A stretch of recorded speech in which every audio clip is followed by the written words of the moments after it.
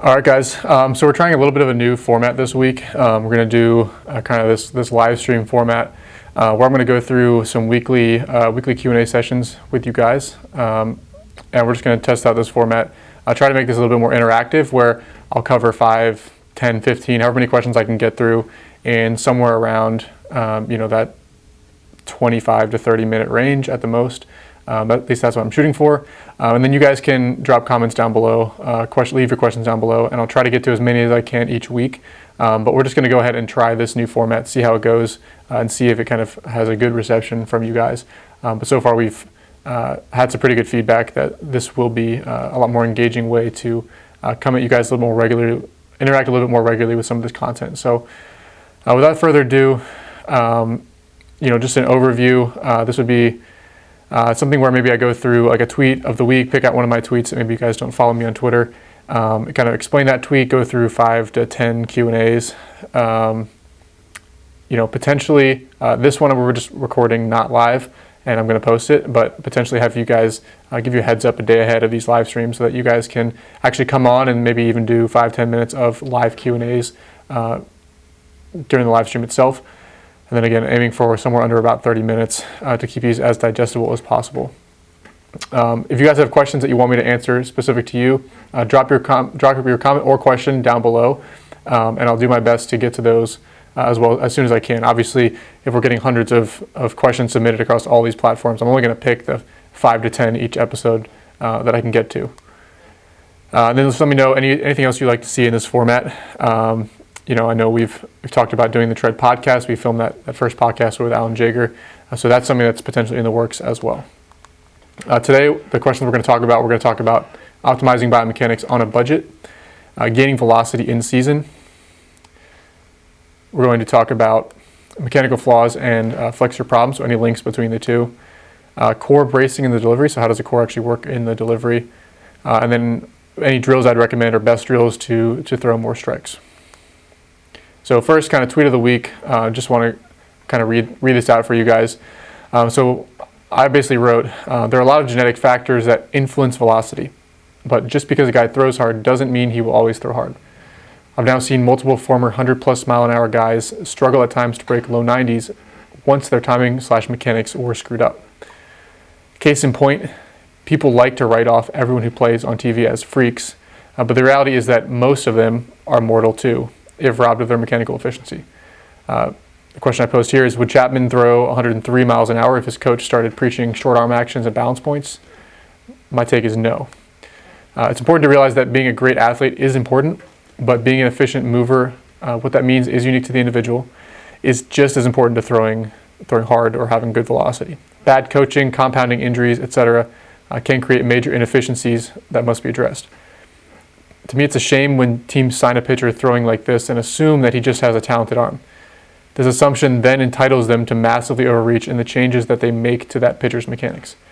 100 miles an hour turns to 94, and some of these guys never recover. Think Tyler Kolek as just a classic example, a real shame as to some of that potential that he had, and again, where he is now. This is especially true for pitchers who have some sort of unconventional style to their mechanics. The first sign of struggling at the lower levels, or of a single arm injury, and it becomes a panicked free-for-all to change how that athlete moved his whole career. Again, I've seen this firsthand in the minor league system, and how this really does run rampant in a lot of organizations, despite well-intentioned coaches in most cases. The flip side of this thread is that there are quite a few excellent athletes in the college ranks, guys who throw low 90s with awful mechanical efficiency, for example, who don't realize that they actually have upper 90s hidden in them if able to address those inefficiencies. So what do I mean by this? Well, first kind of takeaway, what I was trying to get at is, okay, look, genetics do matter, but they aren't the end-all be-all, right? Aroldis Chapman certainly has elite genetics. He certainly has a lot that puts him in a position to even have a chance in hell of throwing 105 miles per hour. That being said, if you screwed up Aroldis Chapman's timing, his mechanics, his feel, he would still go out there and throw 96, 98, but he's not throwing 102, 103, 104. So we just have to realize and appreciate that genetics can be a big factor in the equation, but just because a guy is throwing 100 miles an hour once doesn't mean they will always throw 100. So we need more than just genetics. This message primarily is going towards pro coaches, but it's just an important principle to understand. So I think a lot of times we underappreciate the impact that timing and sequencing can actually have on performance. So there are some athletes out there, some pitchers out there who maybe don't have the absolute cream of the crop genetics, but still find a way to throw mid-upper 90s because their sequencing, their timing is so perfect. One example here is spring training versus the rest of the season. A lot of these guys, and my theory is this is why they don't put the radar reading, the radar gun on broadcast in spring training, is largely because a lot of these guys aren't where they would be in the postseason, and they don't want to show these guys throwing 90, 92, 91, 93 in a lot of cases when they're mid-90s guys. So why is that? Well, they're getting comfortable on the mound, they're getting comfortable in their mechanics, they're feeling some things out, they aren't necessarily trying to blow it out, but a big piece is they're finding that timing and sequencing again. I think we underappreciate differences in body types and what actually constitutes optimal movement. So realizing, like, look, just because this guy's funky doesn't mean you have to change him to look like Nolan Ryan or look like kind of the prototypical ideal mechanics. I think we overestimate the existence of perfect movement principles. Again, going with that last point, like there really isn't such a thing as perfect mechanics, and trying to fit everybody into the exact same box to me is a huge problem and a huge pervasive issue that you see, at least at the professional level, but certainly at the college and high school level as well. I think in general, coaches nowadays have a tendency to chase fads versus looking at it as tools and principles. So maybe there's a new drill that comes out, or a new mechanical new tool, new product that comes out that a couple big league pitchers have had success with. Well, it doesn't necessarily mean that now everybody has to use that exact tool. We need to be able to look at, hey, in what context does this apply, and for which individuals, and stick to the principles versus chasing fads. For us at Tread, we undo a lot of the damage with pitchers that come to us. Like, they've typically had success at some point, whether at the big league level, at the professional level, at the college level. They come to us when they're screwed up. They come to us when someone has stepped in and tried to make them throw more like a textbook pitcher. And a lot of times the fix is actually getting them back to what they did when they were most successful. And this can really go against the textbook definition of ideal mechanics in most cases. So before we move on to the Q&A, like, here's just a quick example that I used in my Pitchapalooza presentation this past year. This was Clay Holmes in 2019 versus 2020 respectively. Obviously, last year he was kind of a breakout pitcher, second half of the Yankees. He's sitting 97, 98 right now in spring training with the Yankees. So 2019, you can see significantly kind of smoother delivery, able to create more arm whip, effortless. He was up to 99 that year. 2020 on the right. Here in this case, a little bit more choppy, disconnected movement, not creating the same arm speed, forced 92, 94, and then kind of pretty quickly ran into some arm injuries with how he was throwing there. So just like I was going on before, undoing some of the textbook kind of changes. One thing you hear all the time is heel connection, is staying into the heel as long as you can, holding that stable point. Is something we've talked about before, but it's important to realize that just because you have this kind of idealized picture in your head doesn't mean that in every context you need to make an adjustment, or that it even will be beneficial for an athlete. So for Clay Holmes, 2019, again on the left, you can see he did disconnect the heel early. He came out of the heel a little bit early, but for him, that helped him stay upright, it helped him get his arm on time, and ultimately helped him throw harder. And he'd really never had any arm issues at all in his career at that point. Go to the right, 2020, you can see he's trying to keep the heel down. That was something that he was constantly working on that year, keeping the heel down. He ended up not clearing the hips as well. His trunk posture was significantly less upright. His arm was significantly less up and on time at landing. And so for him, this actually led to some arm issues. So just an example of how, for us, undoing that textbook change actually led to, hey, we're going to get your heel off the ground early. We're going to clear the hips. We're going to stay more upright. We're going to get your arm more on time. And so it's not something that we would necessarily tell to a random high school pitcher throwing 75, but for him in that context, and undoing the damage, that actually was the fix, was taking him away from kind of the textbook definitions that you might regularly see. So let's get into the questions now. The first question is, what is the best way to optimize biomechanics with time and budget constraints for college level athletes? So this could be college, this could be high school, obviously at the pro level. There's quite a few resources most of the time. But kind of first thing I want to point out, number one, again, I constantly mention this, but there's no such thing as perfect mechanics. There are principles that generally apply, but that doesn't mean they're absolute. So even if you look at the research, little is agreed upon or set in stone regarding what optimized biomechanics actually means, right? What's optimal for Nolan Ryan was different than what's optimal for Randy Johnson, which is different than Jacob deGrom, which is different from Matt Harvey or Marcus Stroman, right? Optimal is completely relative. Much of what we do, again, is undoing the changes. I mentioned that with the Clay Holmes example. Clay Holmes, I found that no technology is 100% necessary, but that doesn't mean some isn't helpful. In other words, did we still get pitchers better before we had a TrackMan in-house? Yes. Can we still get pitchers better remotely without having them in-house to use our TrackMan? Yes. Do we need motion capture to get a pitcher better? No. Are these things potentially helpful in the right context? Yes. So I think it's important to realize, this question kind of sounds like a little bit of FOMO, like fear of missing out on development because of a limited budget. But I'm here to tell you that most of the athletes that we work with, half of them are training in their garage or backyard. Find a way to get better with some baseballs, an iPhone, a pocket radar, a field to throw at a catch play partner, a catcher. So technology can be helpful, but it is not necessary. To me, the main thing here is if you have a limited budget, and even if you have a large budget, the main limiting factor is not having clarity on what variables the athlete should actually be focusing on to get better. Most top college programs, let's say Power 5 college programs, a lot of them have all the bells and whistles in their facilities, and they use that for recruiting tools and recruiting tactics. But at the end of the day, that can't replace a coach who doesn't know what the hell he's doing. And you do see that more times than not, where it's the same concept of a $400 bat can't fix a $5 swing, right? It's a matter of the money isn't really the issue. It's a limited knowledge in most cases. So my first suggestion, I've given this suggestion to D3 coaches and AIA coaches, is one, let's have a movement screen. Let's identify for every single pitcher on your staff, every single player on your team, what is their limiting factor? What's the primary thing that's holding them back from being a key contributor on your team? And now let's make sure that the time they do spend in practice or training is focused and specific to these exact issues. So again, my opinion, it's really a budget or equipment issue, but more so not working on the right things or having a true understanding of the actual problems.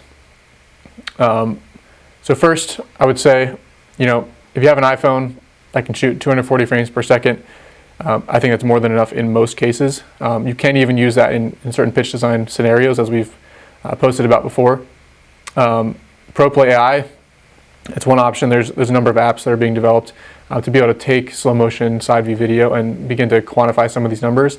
I don't think the technology is fully where it will be 5 to 10 years down the road. It's going to be a lot more polished in the future. It's also important to realize it's not 100% necessary to know the exact elbow flexion angle of a pitcher, outing to outing, bullpen to bullpen, for that athlete to get better, right? It's not necessary in every single case. These things are just tools. They can be used for benefit, but it doesn't necessarily mean that you need them. The biggest thing is knowing what you're looking for. I do think having a radar gun and some sort of LED readout at a minimum is important, just to know if you're moving on the right track. So again, even if that's a pocket radar and you sync that to your phone and you prop your phone up on a $15 tripod as your LED readout, or get a cheap iPad as your LED readout, at a minimum, just knowing if what you're actually working on is working is extremely important. And then ideally, from like a pitch design standpoint, Rapsodo would kind of be the next tier. Really does not compare to TrackMan if you're actually trying to work on getting accurate movement metrics for your pitches. But again, if it's a budgetary concern, then Rapsodo would kind of be the next tier if you want to start to get into some of the pitch design variables. Next question, 90 Mile an Hour Chaser asks, do you have housing or employment options if I were to be interested to train in person over the summer? So a lot of people don't know this unless they've specifically spoken to our staff or reached out, but so our facility, our summer in-house training, our off-season in-house training, that's reserved for remote athletes. So it's athletes who are on our specific programming who are eligible to come in-house. We are offering a paid summer internship. However, the deadline for that has passed. If you'd like to email our team, contact@tradeathletics.com. We will certainly consider if you want to submit an application for that internship late. It certainly may be considered, but no guarantees. From a housing standpoint, we don't have company-sponsored housing at this point, but we do have some discounts and deals with local hotels and Airbnb. So that's all information that if you reach out, if you are on programming with us, we can get you all that information. Just shoot us an email, and we'll get that figured out. Next question: what's the best way to maintain velocity or gain velocity during the season? So, a couple pieces to this question. One, generally in-season velocity gains don't come from strength training, don't come from gaining weight, size. They're usually going to come from getting more comfortable just on the slope, getting more comfortable in game situations. Through this, further improving sequencing and timing, and just becoming more comfortable throwing at a true full game intensity. So, most pitchers, the first day they get on the mound in the off season, right? That's not their absolute peak velocity, right? And again, it's as simple as like just getting synced, getting the timing together, exactly what we already talked about before in my tweet of the week. So I would use the in-season time period to just get really comfortable in game scenarios. I would probably do mound plyos instead of flat ground plyos. Give yourself that kind of constant signal of feeling the slope multiple times per week. Anytime maybe you'd want to throw a flat ground, my preference would be maybe throw a short box, maybe throw a touch and field bullpen. Find a way to touch the slope more regularly and get really comfortable rotating down into landing on the slope. Next point here is don't push for strength-related velo gains in season. There are some exceptions to this. So for example, if you're like a redshirt freshman in college where you definitely are not going to play, and it's okay if you're sore, and performance is not the number one goal in season, so I'm assuming it is, but if you're a redshirt or you're not going to play, again, you can break this rule, but obviously pushing for strength-related gains, it's going to be higher volume, higher load. You're creating a lot of fatigue, you're creating soreness. Strength gains and the correlation to velocity, it's much more of a slow, steady climb over 2 to 3 years as you build a strength base. But in season is not the best time to be prioritizing the strength side of it. In season, again, because we're trying to minimize fatigue, trying to maximize power output, trying to maximize how fresh and recovered you are in between outings. Having a speed and power focus in season in the weight room is the best way to keep your central nervous system fresh and get it firing as well as possible. So an example might be instead of doing 3 sets of 10 on back squat, right? Maybe you do 6 sets of 3 with 30% 1 rep max. Maybe you superset that with weighted vertical jumps and accelerated band jumps, right? That's going to be significantly less fatiguing than 3 sets of 10, which is more of a strength and kind of hypertrophy range. Next tips here, in season, if you're trying to gain velocity, a big piece is just not being overly fatigued and doubling down on your recovery.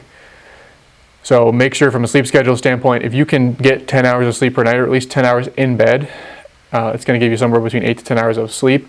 That is going to be ideal from a recovery standpoint. Sleep hygiene, you can Google sleep hygiene, but things as simple as a face mask, blackout curtains, not being on your phone an hour before bed, not eating right before bed. Zinc magnesium I found to be somewhat helpful for a lot of athletes. Monitoring this with a Whoop strap if you have the resources for that. Those can all be kind of beneficial, but Google sleep hygiene. I can't really overstate how important the sleep aspect of this is, especially in season. Additional tools, and these are kind of sexier things, but again, sleep to me is the most important one. Mark Pro can be helpful if you have very specific localized soreness. So if it's like my bicep and forearm, that's where I get fatigued, that's where I get sore. to me, like muscle belly soreness is where the Mark Pro really shines. Sauna use, just something that can help with recovery, stimulate natural growth hormone release. You can, again, Google that, look into that significantly more, but a few times a week, if you can get in the sauna, don't do it right before the game, in my experience. Something post-lift, maybe day after an outing, might be a good time. Voodoo floss band can help with just kind of flushing the arm, help with recovery. And then collagen and vitamin C, especially in that kind of pre-lift section. I'll talk about this more in a second, but it can also be helpful just from a connective tissue healing standpoint. The biggest thing to make sure that as you get more synced up on the mound and more comfortable over the course of the season, to make sure that actually translates to a velocity gain, or at least not a velocity loss, is to avoid weight loss. So even if you're not trying to gain strength, let's at least not lose strength and not lose weight over the course of the season. So now nutrition becomes an important piece. Again, shoot for about a gram of protein per pound of body weight. A lot of pitchers don't actually get enough carbs in season. They're not drinking enough water. So shooting for a gallon of water a day, adding electrolytes to your water can be beneficial. And again, high carb sources. So you probably don't want to be in a super high fat diet in season. Again, you want those carbs for usable energy. Fat, not as readily available source of energy, especially when you're at the field 5-6 hours a day. And again, we already talked about dropping the volume in the weight room of what you're doing. Next question. So what are some mechanical flaws that could lead to problems with the common flexor tendon? So pronator flexor mass. Clayton Ray wants to know my thoughts on this. So I don't have a bunch of studies conclusively drawing the connection between various mechanical issues and flexor problems, right? You're not necessarily going to find that, but you can make some extrapolate some things. I could just give you kind of my opinion, but realize that like this is not a perfectly backed answer where I can conclusively say if you do this you will have flexor problems, if you fix this you will never have any arm problems. Like we can't make those types of connections and leaps. So just take it for what it's worth. For me, some of the things I've noticed, one, if a guy is super overpronated, especially as he kind of comes out in the handbrake, if he's really like cranking into his flexor, so he has a ton of tension, he's hooking, he's stabbing his arm way behind his body, and so there's a ton of tension in his flexor as his arm just spirals up behind his body. To me, that's a little bit of a red flag. Not being able to kind of relax and float the arm up the arm spiral with a relatively neutral wrist. Guys that are over supinated, so not just like in a little bit of supination, but really cranking into supination because some coach told them that you had to be forced supination. To me, that's also a little bit of a red flag because now you're altering the relationship between the pronators and the supinators in the forearm. And it's a little bit of an unnatural feeling, and you no longer have that relaxation in the joint. So excessive pronation, excessive supination, really forcing the flexor to be fully contracted or fully kind of stretched at any point in the arm spiral when it really should just be relaxed and free. To me, those are both areas I would address initially and just see if there's any resolution of symptoms or soreness or recovery improves or anything like that. I've also noticed that really heavy ball work. So if you're throwing the 4-pound plyo ball, 2-pound plyo ball, especially like the bigger type of plyo balls where it's softball sized, those can really present issues as well because now you're gripping the ball so much harder just to hold on to it as your arm begins to accelerate. So that can lead to excess forearm fatigue as well. And again, fatigue is not your friend. If you're constantly going through the season or every single day, you're just fighting fatigue, you're right on that precipice of not being able to recover, and you're always fatigued, always sore. I would just again take that with a grain of salt. Take that for what it is. But the really heavy plyos, and especially the larger plyos, to me, that's also a risk factor in season. Improper use, sequencing of lower half or trunk, anything that will involve you're not using the rest of your body efficiently, the arm is going to have to pick up that slack. So look at the final bullet point here. it's usually not the arm's fault itself. The arm is just paying the price. So if your flexor is getting blown up, it doesn't mean that you have a flexor problem, or that's the actual cause. That can be paying the price for early torso rotation, for example, or not having a good back leg, where maybe you're extending early off the back leg, so now you don't get good rotation. So now you have to yank and fly open with your front shoulder, and so now your arm takes over.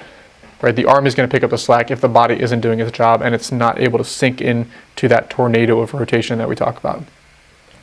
I mentioned early torso rotation, but again, there's many causes that can lead to early torso rotation. Overextending back leg, mobility, so really tense, tight upper back, thoracic spine, super short stride, so just popping out of the back leg early or not having the mobility to ride into the back adductor. There's a number of causes that's kind of beyond the scope of this video. But anyway, that's the first thing I would say. The second thing is, okay, your question is like links between mechanics and flexor pronator issues. But let's say, in your case, like let's say the mechanics are clean, but you're still having kind of flexor tightness, flexor issues. Some things that we found to be beneficial, first off, recognizing that your flexor pronator mass is largely responsible for stabilizing the medial elbow. So you have your passive restraints, which are your ligaments or connective tissue. Your muscles are more of an active restraint. So ideally, that's the thing that's stabilizing your elbow, and it's not actually getting to the point where the ligament becomes the primary restraint. So fatigue exposes the UCL to higher risk. If your flexor pronator mass gets totally shot, totally fatigued, then what happens is now your ligament, now your UCL is the main thing that resists that valgus stress as your arm goes into layback. So as much as we possibly can, we want to not have to pitch through chronic flexor fatigue, chronic forearm fatigue, chronic shoulder fatigue. We know that's a huge risk factor from an injury standpoint. Weakness, inflammation, poor tissue quality, all contributions. If you have somebody who's throwing 90 plus but has, 10th percentile grip strength, like that's an issue, because you're putting a lot of stress through that area, through that tissue, and you don't have the ability to actually handle that tissue. Right? It's the idea of putting a Ferrari engine in like a little 1990s Corolla frame, right? It just doesn't have the capacity to actually handle all the power you're putting through it, and it's going to break down.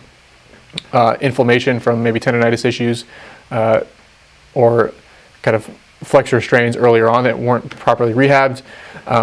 Poor tissue quality, again, from prior injuries or just use over time. These can all be factors that should be looked at. Collagen, vitamin C, I mentioned that for general recovery, but collagen and vitamin C from a tendon health standpoint, this is something that Dr. Keith Barr has been researching, and I've listened to several podcasts of his. I'm actually interested in getting him on a podcast in the future. But taking collagen, taking vitamin C, and then doing various isometric holds, isometric training, is one way to improve the elastic capabilities of the tendon and the actual tendon health. So here's a little kind of sample routine that, if it'll let me click this here.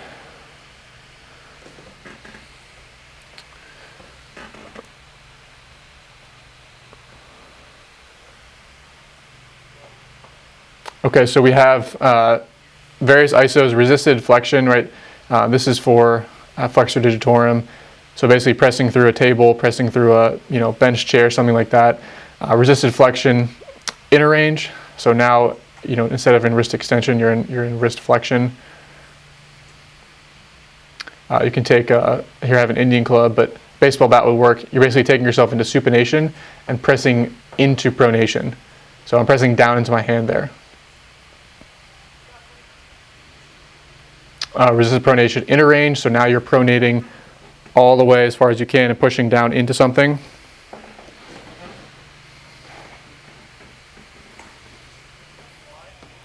This is resisted ulnar deviation. So thumb up, pressing down. This is more flexor carpi ulnaris. So think about throwing a curveball, kind of the medial part of your forearm. And so we found those to be helpful, especially paired with the collagen and vitamin C routine. Collagen peptide somewhere in the realm of 20 grams of protein, 20 grams of collagen protein, plus a dose of vitamin C about an hour before doing the iso routine. We like to use the iso routine as a post-throwing protocol. So just post-throwing recovery, add that in as a routine. Again, just giving you guys an idea of some things that we'll do with our athletes. I'm not saying go out and do that right away. Addressing a super tight toned up pronator can also be beneficial. So the supination myofascial stretch can be beneficial. So we go back to this one right here. So for me, this is the best way that we found to actually stretch and strengthen the pronator, is with a straight elbow, basically taking yourself into end range supination, and you get a pretty deep stretch through your pronator.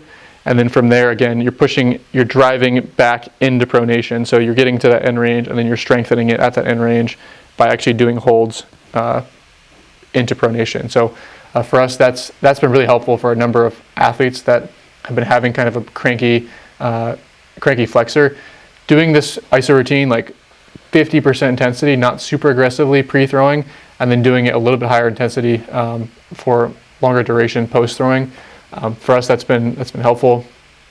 If you are gonna kind of find a way to quantify grip strength, you can get cheap dynamometers on Amazon. I think they're $30, like a Camry dynamometer. For us, something in the realm of 150 pounds or greater is kind of a minimum goal if you're planning to throw 90 plus miles an hour and just want to kind of check that box. Under 120 pounds, probably a red flag unless you're throwing 20 or unless you're throwing 75, 80 miles an hour. So again, shooting for 150 plus pounds there. Next question, does core bracing have an impact on command velo mechanics? In other words, like how does the core actually function in the throw? This is one where I would love to actually bring Stuart McGill, who's a spine researcher. He studies the spine. He studies core function, core stiffness, core bracing. He might be a great guy to get on the podcast as we begin to establish that. So some of this is coming from his work, his theories. But I'm just going to kind of walk through how I currently understand like core bracing in the throw. So it's not the same as a conscious active pressurization as you might do in a squat, a deadlift, where you're consciously like breathing in a three-dimensional ring around your abdominals, and you're trying to create max tension and just treat your spine as this like stiff cylinder. It's not the same as that, because again, this is Diego Castillo. Your spine has got to be able to laterally bend. It's got to be able to dissociate in the transverse plane. It's just not going to be the same pattern whatsoever as a powerlifting movement, where you're just trying to block everything in this one rigid, stable position. So for me, the theory that makes the most sense when examining how the core works in the throw, and this probably deserves its own video because it does get complex, and my understanding of this is still evolving, but one is the double pulse theory. That's from Stuart McGill, the spine researcher.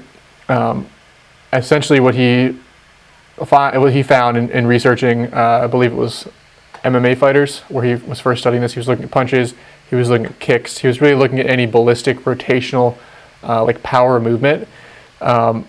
If you looked at the power, the force signatures when examining the data, and I believe he was looking at EMG data, he saw there was an initial spike as their core muscles contracted, and then there was a relaxation phase, and then there was a much larger spike, and then a relaxation phase. So you would think it's just one big surge of power, but let's take a punch for example. What he found was initially there was, to get everything moving, to get the rotation started, was that moderate pulse, and then there was a relaxation, and for him the explanation behind that was that creates it allows the athlete to increase closing velocity. So you're basically pairing this high force pulse with a relaxation to allow the velocity phase of the equation to increase. That's the closing velocity as I begin to rotate. And then right around or just before impact or just before ball release in a pitching example, that's when the second core contraction happens. So if we try to extrapolate this to a pitching delivery, if we take Diego Castillo, and I'm not sure if I'm going to be able to slow this down. So for me, the first isometric phase of the double pulse theory is during the linear move. So as he's dropping into his backside, moving towards the target, he's holding this relationship between his pelvis and between his trunk. He's in an isometric core bracing position as he right there. So as he drops into his backside and moves through the linear move, right there. That's the first pulse. That's the isometric. As he begins to unload and release that into rotation, into landing, now there's a relaxation phase. That's when he's allowing the pelvis to open and allowing the energy to spiral its way up the spine. Again, this is necessary to increase closing velocity and be able to create separation. I like to use the cue of release the hips into landing. Another way I thought about it in my career was like relaxing the low back. I had low back problems at one point because I tried to rotate as one block basically versus being able to relax the hips open underneath me, float the hips open, allow my spine to actually create segmentation, and then feel that wave through my body. So there's almost like a stiffness as you move move down the mound. Then there's a relaxation as you allow the spine to segment. And then right at ball release, that's when that huge spike happens. That's when that second isometric pulse happens.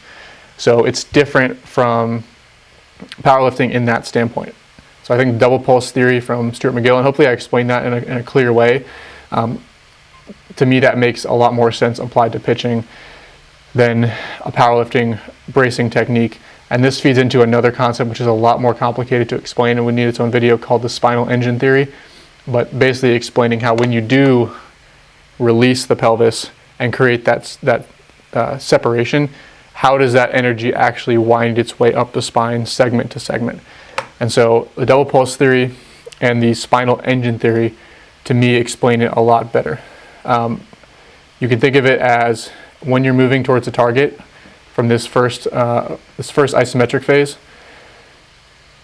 in order to produce maximum power, you want stability from below, right? That's the stable back foot position. So stability from the ground, but you also want stability from above. And that's not having so many degrees of freedom, not your spine not moving all over the place when you're actually moving forward. You want this up top to be stable and you want below to be stable so you can actually move through the middle of your body. The other kind of connection here that might be interesting is there have been studies in, I believe, tennis players. Graham Lehman wrote an article on our blog a few years ago basically decoding this study, but they studied tennis players and they looked at the impact of grunting on basically on ball velocity. So I think it was tennis serves, grunting, obviously way more common in tennis, but also pitchers can grunt at times.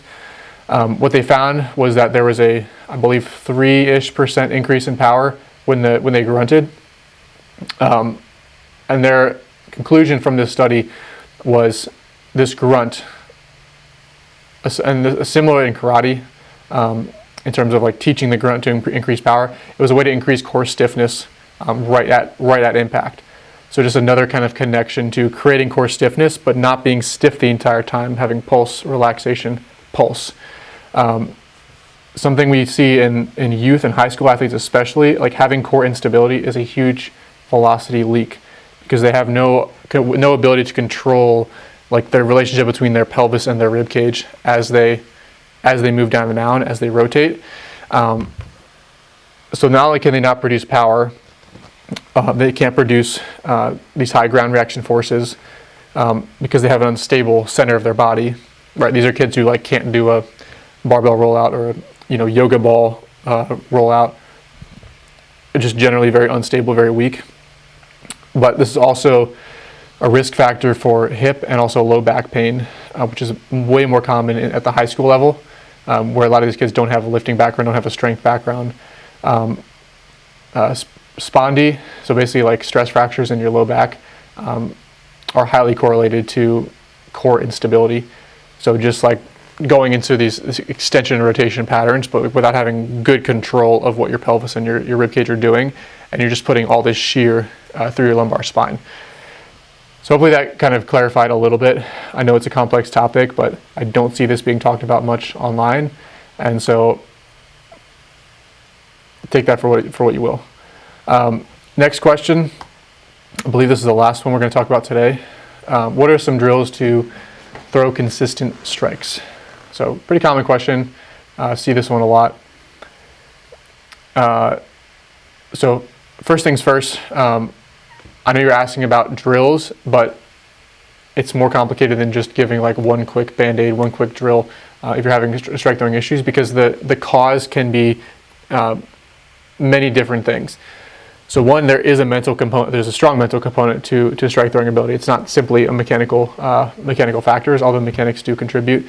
So from a mental framework standpoint, like the two biggest contributors, and we've done videos on this already, which I'll link down below.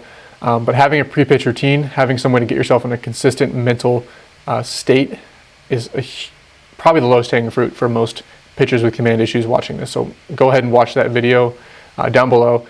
And then focal points are another big one. So not trying to be super fine and pitching defensively, pitching scared, but giving yourself the entire strike zone to work with, and allowing your ball to move and forcing the hitter to put the ball in play and do some damage, versus trying to nibble, try to be super fine. So blowing up the center of the catcher is a cue that we absolutely love. Even with our MLB guys, we've seen this to be useful, to just free you up, get you back in an aggressive mentality, and give you more actual room for error. From a mechanical standpoint, the two main contributors that we see, there are more, but these are the main ones. To me, the biggest one is a lack of direction. And when I say direction, I'm talking about the linear move. So Garrett Cole to me is like the pinnacle example of having a really solid linear move. I'm talking about the pelvis, being able to ride the pelvis closed down the mound towards the target.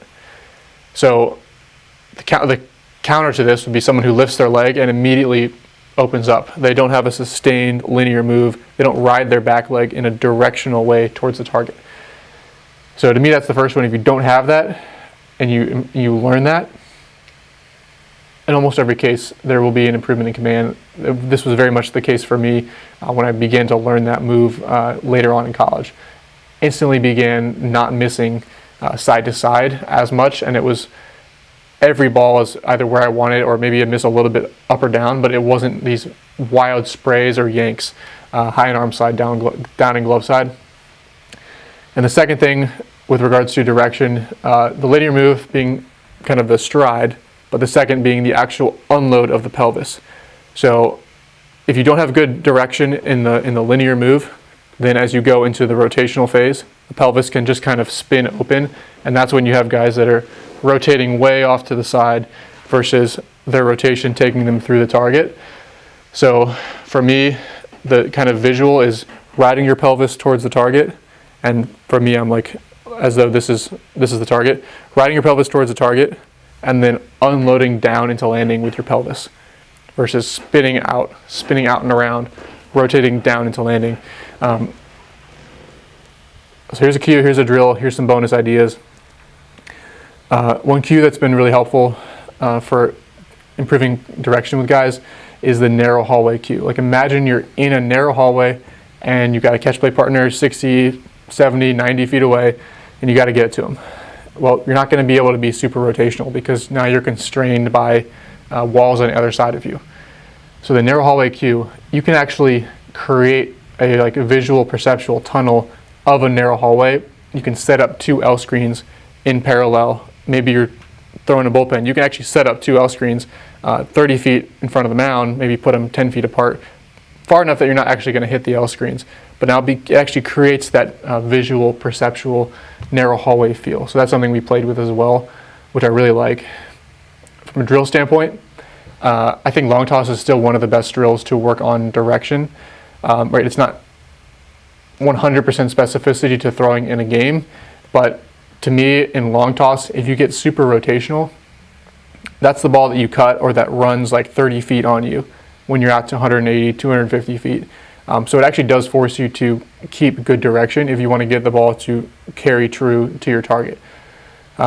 Pull down, same thing. And again, I just had a podcast with Alan Jager about this, but doing your long toss and your pull downs from a leg lift curl hop or out of your delivery, to me, those are have a much higher probability of actually transferring to the mound than throwing out of a running curl hop or a shuffle step. Other ideas here, in your bullpens, if you're throwing on dirt, you can draw out a stride line. Just give yourself a line from your back heel to your landing spot through the target. If you're a super crossbody guy, then you don't have to perfectly fit in this box, right? Jake Arrieta, I'm not going to tell Jake Arrieta at his peak that he needs to stride on line, right? The Orioles tried that, didn't work. But in general, having direction for a lot of guys can be helpful, and it's worth trying. So the stride direction or stride line, just draw it with your cleats, draw a line in the dirt, can help reinforce that. Having a narrow mound, I know they make some mounds that are like 3 feet wide, can be something in drill work to kind of, again, force that perception of, I need to stay on this thin mound, so I'm going to keep my direction versus spinning away out, spinning off to the side, striding super crossbody. So that's another thing you can try. The other thing that can help, any sort of like lack of timing, so an early trunk or a late arm, those can lead to timing conflicts, and now it becomes a lot more difficult to throw strikes and actually get your arm in a good position as you begin to unload violently, unload into rotation. So any drill that improves early trunk rotation can be thought of as a command drill. I really like core velocity belt work. Step backs with a core velocity belt, basically pulling you, it's front anchored, so anchored in front of you, trying to pull your pelvis open early. I find that to really be helpful because it's trying to open you up early, and so it's feeding the flaw, it's feeding your early torso rotation. So what you have to do is counteract that and learn to hold everything closed, hold the pelvis closed, hold the upper half closed. And then any drill that helps get the arm on time is also going to be thought of indirectly as a command drill here. Here's Mitch Keller. I think I tweeted this a few days ago. This is a figure eight, just a figure eight rocker drill. I mean, pretty simple drill, but for him, he'd be getting kind of stabby, tense with his arm path, really short with his arm path. Whereas he was a guy who used to throw a lot harder in the past before that happened, and so we wanted to get him back to a little bit longer for your, synced up arm swing. And so getting him on time, figure eight drill was a big key for him. And then again, the lasso drill I've posted about before, you can search that. Another way to help an athlete feel what it actually is like to get the arm up and on time. I think we'll stop there. Let me know what you thought. I know I'm going into a decent amount of detail on these questions, but I'd rather do that and actually help athletes besides the one who actually asked the questions, like learn something, pick something up from this. So I'm trying to choose the questions that are a little bit more common themes that apply to a lot of you guys and answer them in a little bit more depth. Let me know down below what you thought of this format. Drop your questions down below, and I will see you guys in the next video. Hopefully I will be doing this live stream once a week. As I get more comfortable with kind of the software and this format, I'm going to try to start bringing more guests on, doing this more regularly, and actually giving you guys like a heads up when these live streams are going to happen, so that hopefully you guys can interact real time with me at the end of these. Thanks for sitting through this, thanks for watching, and I'll see you guys in the next video.